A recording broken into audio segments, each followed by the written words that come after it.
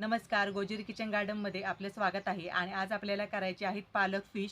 तर हिरव्या मिरचीतले छानपैकी असे झणझणीत आणि तरेबाज असे पालक फिश करणार आहोत. तर चला व्हिडिओ कुठे स्किप न करता पहा. चला तयारी करूया आता. तर आपण आता चूल पेटून घेऊया. तर आपण इथे पालक घेतलेला आहे, स्वच्छ निवडून धुवून घेतलेला आहे. आता बारीक कट करून घेऊया.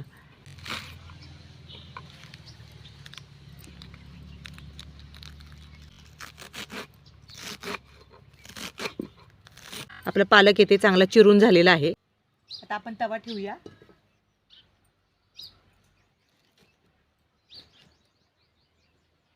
आणि पालक जो कट केलेला आहे तो टाकून घेऊया आपण. थोडंसं पाणी टाकूया.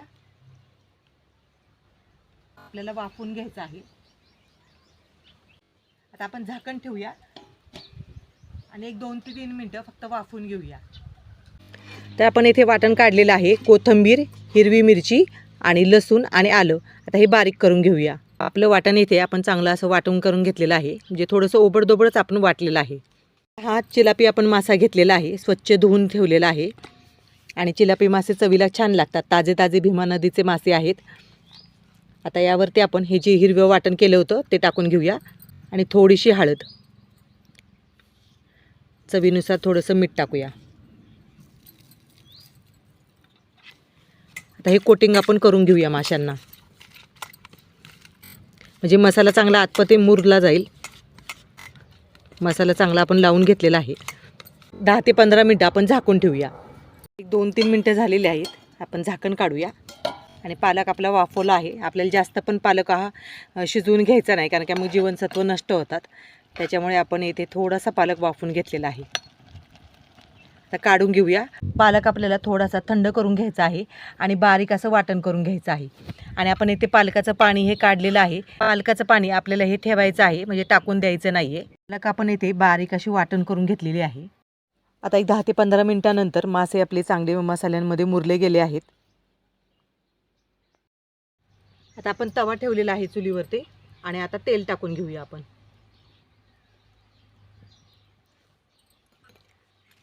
तेल गरम झालेलं आहे. आणि आता आपण फिश टाकून घेऊया.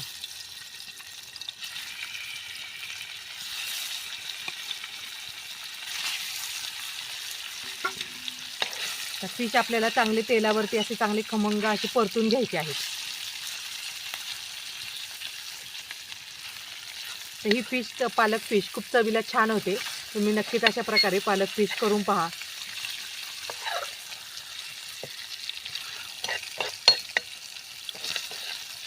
ताटामध्ये भाजी देखील राहणार नाही, एवढी भारी डिश होते. आलटी पलटी करून आपण चांगले असे खमंग असे तळून घेऊया. फिशचा कलर देखील पालटलेला आहे. आपले फिश येथे चांगले फ्राय झालेले आहेत, चांगले तळून घेतलेले आहेत आपण. आता हे फिश आहे ना आपण थोडेसे साईडला करूया. तुम्ही काढून ठेवले तरी चालू शकतं, परंतु मी इथे थोडेसे फक्त साईडला करणार आहे. आणि आपण जे वाटण केलं होतं ते टाकून घेऊया. तर वाटण आपल्याला परतून घ्यायचं आहे थोडंसं, जेणेकरून त्यातला कच्चेपणा निघून जाईल. आपण पहिलेच तेल जास्त घातलेलं आहे, त्याच्यामुळे पुन्हा मी तेल वापरणार नाही आहे. थोड्याशा तेलावरतीच आपण हे परतून घ्यायचं आहे, म्हणजे मिरचीचा कच्चेपणा निघून जाईल. मिरची आपली चांगली परतली गेली आहे आणि मस्तपैकी असा सुगंध येत आहे. आणि फिश देखील पाहू शकता मस्तपैकी आपले फ्राय झालेले आहेत. तर यामध्ये आपण जे वाटण केलं होतं पालकाचं ते टाकून घेऊया. तर ते देखील आपण थोडंसं परतून घेऊया.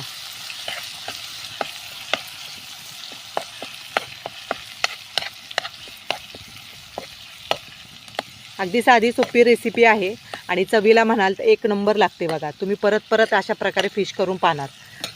तर हे फिश आता आपण थोडेसे ढवळून घेऊया यामध्येच.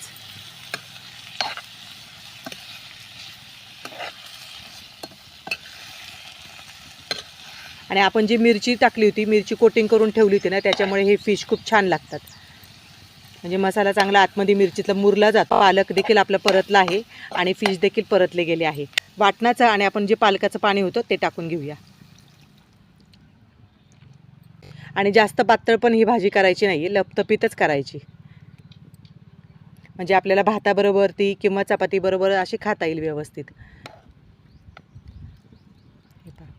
आता चवीनुसार आपण मीठ टाकून घेऊया. आपण फिशमध्ये कोटिंग करताना देखील मीठ टाकलेलं आहे, परंतु आता थोडंसं आपण पाणी टाकलेलं आहे, त्याच्यामध्ये मिठाची चव लागायला पाहिजे, त्याच्यामुळे आपण थोडंसं मीठ टाकणार आहोत. आता भाजीला आपण चांगली खदखदून अशी उकळी आणूया. ते झालेले आहेत, आपण झाकण काढूया. आणि आपले फिश येथे छानपैकी असे शिजले गेले आहेत, पाहू शकता मस्तपैकी असे शिजले आहेत. आणि असा घमघमाट सुटतो बरं का भाजीचा, इतकी छान लागते चवीला ही भाजी. तर तुम्ही नक्कीच अशा प्रकारे पालक फिश एकदा तरी करून पहा. मस्तपैकी आपल्याला असं भाताबरोबर भाकरीबरोबर खाता येईल. हे पहा छानपैकी अशी दाटसर आपली ग्रेव्ही झालेली आहे. पालक फिश आपला इथे तयार झालेला आहे. तर तुम्ही नक्कीच अशा प्रकारे पालक फिश करून पहा. एका डिशमध्ये आपण काढून घेऊया. आज केलेले पालक फिश जर तुम्हाला आवडले असतील तर हा व्हिडिओ जास्तीत जास्त शेअर करा, लाईक करा आणि सबस्क्राईब करायला विसरू नका. खूप छान होतात चवीला, तुम्ही नक्कीच एकदा तरी करून पहा.